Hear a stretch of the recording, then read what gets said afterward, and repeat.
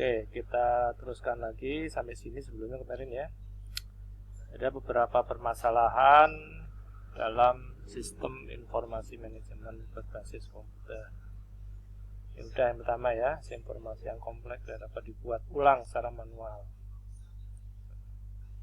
Data-data hanya dapat dibaca dengan komputer sehingga tidak terlihat. Udah saya update. Udah diperbaiki belum? Udah. Nah, untuk memastikan udah atau belumnya harus dibuka komputernya. Ya. Kemudian prosedur-prosedurnya juga ya, kompilasi segala macam itu juga nggak kelihatan. Ya. Jadi tetap sesuatu sistem informasi manajemen itu harus bukanya, ngeceknya ya pakai komputer lagi. Kemudian pengembangan dan pengoperasian sistem informasi memerlukan keahlian teknis khusus. Nah, jadi teknik khusus itu artinya harus ada pelatihan. Ya.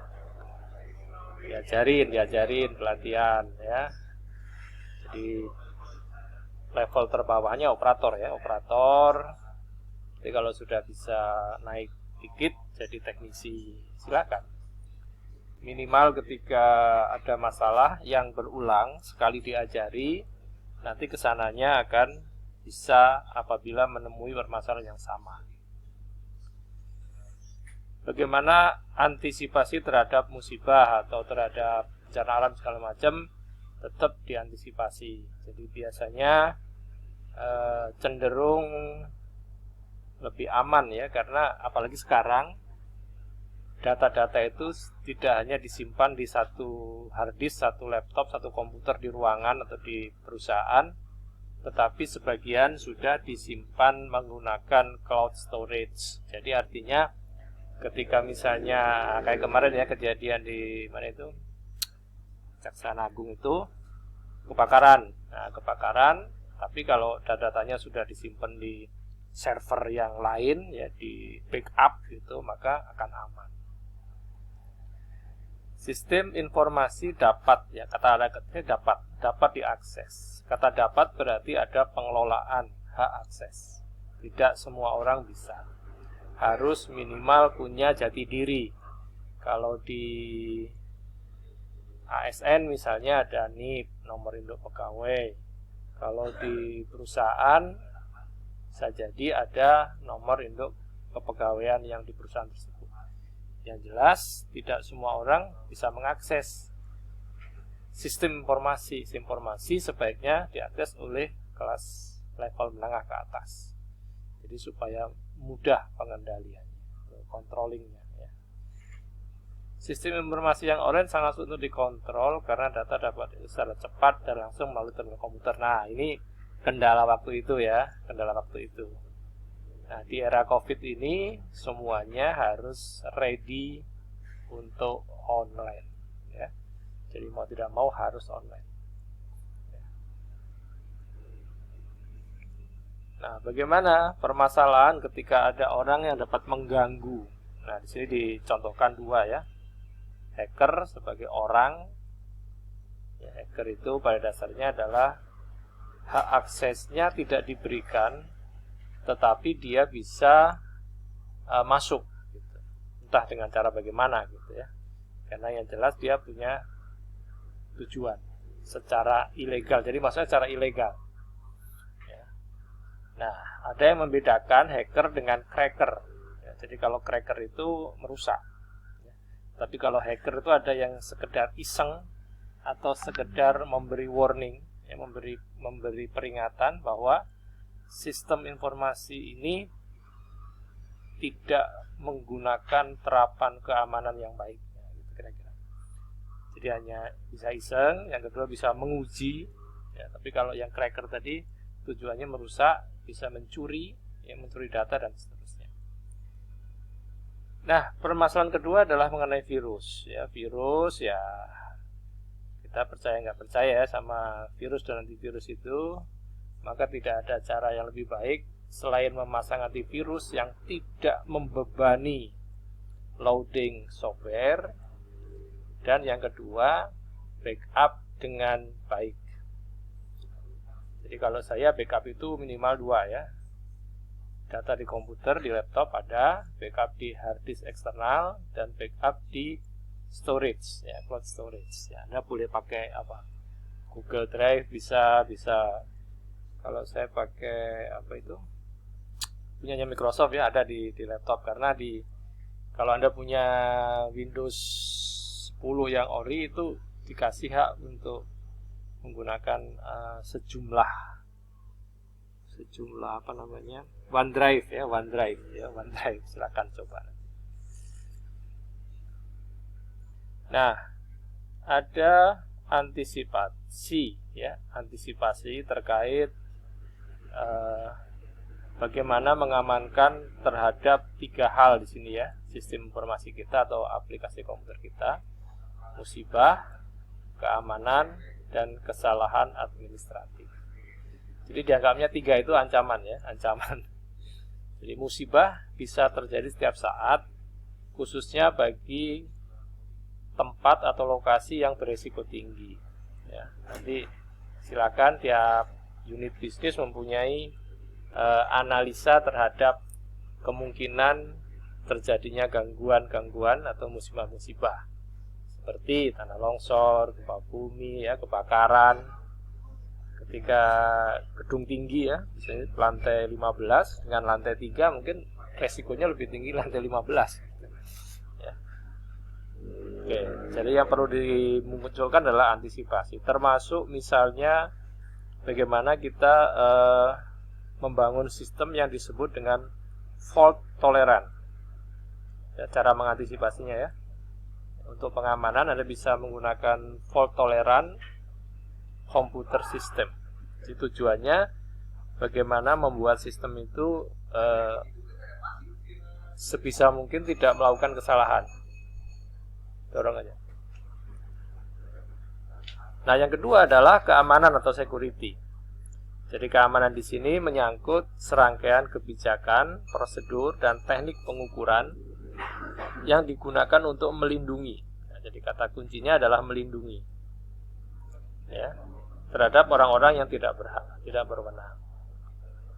Ada yang iseng tadi ya, ubah, mencuri, merusak gitu ya, secara fisik ya, secara fisik. Jadi kalau disebutkan di sini punya target supaya tidak ada yang bisa masuk ke sistem. Targetnya itu. Karena kalau sudah dimasuki, maka si cracker tadi bisa mengubah, mencuri, dan seterusnya. Yang ketiga adalah kesalahan atau error administrasi. Misal, salah masuk data. Kesalahan program. Ya. Artinya apa yang dibutuhkan user tidak sama dengan saat perancangan dan tidak pada saat aplikasi dibuat. Kemudian pada saat operasional komputer, ya misalnya salah masuk apa itu, tidak menguasai. Jadi seorang operator harus dilatih dulu ya, harus belajar dulu. Nah, inilah yang kadang jadi masalah ya ketika kita pelatihan sistem informasi akademik tahun sekian, gitu ya. Nah, kadang-kadang karena itu sifatnya latihan, ya dianggapnya latihan aja gitu, nggak serius gitu. Ya, nanti juga bisa. Nah, kata nanti juga bisa ini memang tidak berlaku bagi mereka yang cepat memahami, ya, cerdas kata lagi benar ya. Tidak bermasalah bagi orang cerdas. Tapi kalau yang kemampuan teknisnya di bawah rata-rata, ini nanti akan menjadi penghambat, ya, penghambat ketika semua sistem, semua operator sudah siap, ternyata 1-2 orang ini belum siap gitu, ya. Menjadi penghambat. Bagaimana menciptakan lingkungan pengendalian? Sekali lagi dicontoh di sebelum tadi dan ceritakan bagaimana kasusnya seorang PLN ya, listrik PLN, perusahaan listrik negara. Itu dia menjanjikan menyalurkan listrik 24 jam, tapi kenyataannya ada beberapa waktu, ketentuan, kondisi, gangguan tidak bisa mewujudkan janjinya. Itu disebut dengan pengendalian. Dalam bahasa manajemen namanya controlling, ya, controlling. Pengendalian meliputi semua metode, cara-cara, kebijakan-kebijakan yang dirancang, yang ditempuh, prosedur-prosedur organisasi yang mempunyai tujuan untuk menjamin keamanan harta kekayaan perusahaan, aset, ya, aset bisa beragam, aset yang nampak maupun yang nggak nampak ya, termasuk yang disembunyikan ya. Kalau misalnya ada mobil itu kan bisa disimpan di depan ya, terlihat dari luar, tapi ada juga yang disimpan di dalam pabrik. Nah itu beda-beda, orang menyikapinya beda-beda itu. Terus akurasi data, jadi yang dijamin itu ya, dijamin aman ya, akurasi data serta standar operasi manajemen lainnya. Jadi pada dasarnya pengendalian itu menginginkan semuanya sesuai target, sesuai rencana awal ya. Rencana awalnya apa? Sebuah informasi itu mampu membantu eksekutif untuk membuat keputusan yang tepat. Keputusan itu bisa dua hal ya, keputusan saat ini atau keputusan ke depan, atau prediktif atau peramalan. Ya, peramalan bisa juga karena didasarkan atas data sekarang kita bisa melakukan peramalan untuk beberapa waktu ke depan. Nah, beberapa di sini tunjukkan. Yang pertama, pengendalian secara umum. Bagaimana mengontrol rancangan, desain harus sesuai, keamanan dan penggunaan software. Ya, kalau sekarang sih disarankan pakai yang original. Kenapa?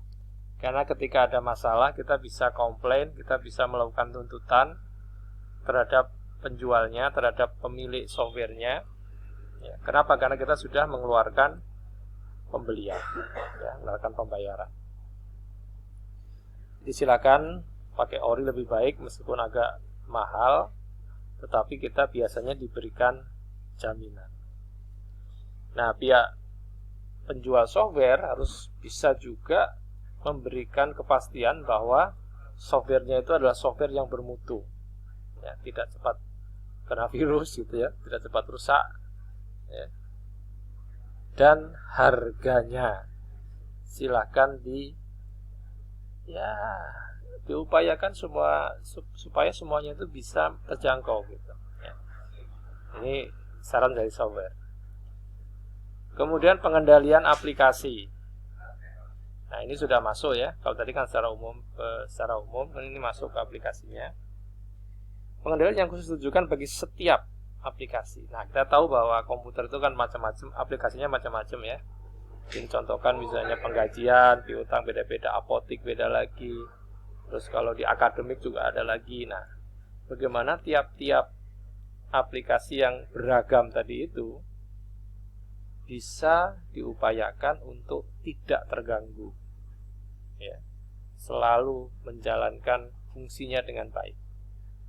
Itu jadi dua ya, pengendalian secara umum, secara khusus yang berbasis aplikasi. Nah, contoh-contoh pengendalian secara umum. Seluruh proses implementasi sistem biasanya ini terdokumentasi ya. Jadi kalau ada juklaknya, ada bukunya gitu ya. Jadi operator menjalankan komputer, membuka aplikasi ini nanti kalau ngeprint gini lengkap. Ya. Jadi informasinya lengkap. Setelah itu baru bisa dikendalikan. Kemudian softwarenya tadi, syukur-syukur kalau legal, ya, legal, original, mangga silakan diupayakan. Yang kedua, bagaimana memperhatikan fisik hardware. Kalau PC saya pikir hanya kotor, mungkin ya kotor debu ya, listrik jadi masalah, colokan-colokan. Tapi kalau laptop berarti kita harus menjaga mobilitas kita, mungkin tasnya tas yang bagus ya, yang tahan benturan gitu. Termasuk di sini pengoperasian komputer, bagaimana cara shutdown yang baik ya. Keamanan data gimana? Backup lah ya, di backup. Data itu harus ya, antivirus ada ya, firewall ada, filter.